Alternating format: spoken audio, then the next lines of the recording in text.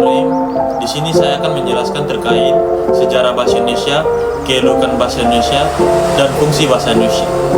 Yang pertama, sejarah bahasa Indonesia. Bahasa Indonesia memiliki sejarah yang panjang dan kompleks, antara lain: yang pertama, masa prakolonial. Bahasa Indonesia berasal dari bahasa Melayu yang digunakan sebagai bahasa perdagangan di Nusantara. Yang kedua, masa kolonial. Bahasa Indonesia dipengaruhi oleh bahasa Belanda dan menjadi bahasa resmi Hindia Belanda. Yang ketiga, masa kemerdekaan.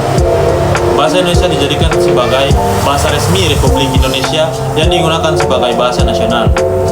Yang selanjutnya, kedudukan bahasa Indonesia. Bahasa Indonesia memiliki kedudukan yang penting dalam kehidupan bermasyarakat dan berbangsa.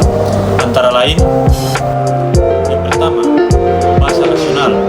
Bahasa Indonesia adalah bahasa resmi Republik Indonesia dan digunakan sebagai bahasa nasional. Yang kedua, bahasa resmi. Bahasa Indonesia digunakan sebagai bahasa resmi dalam kegiatan pemerintahan, pendidikan, dan kegiatan lainnya. Yang ketiga, bahasa komunikasi.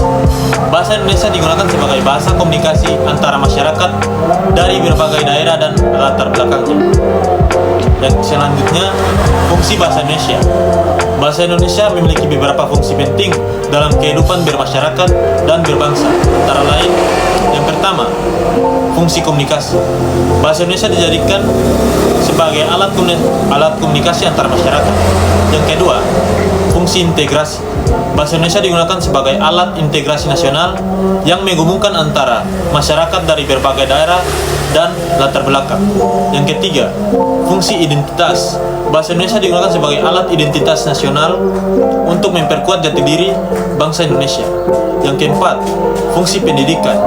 Bahasa Indonesia digunakan sebagai alat pendidikan untuk menyampaikan pengetahuan dan keterampilan kepada masyarakat. Yang kelima, fungsi kebudayaan. Bahasa Indonesia digunakan sebagai alat kebudayaan untuk melestarikan dan mengembangkan budaya bangsa Indonesia. Sekian, terima kasih.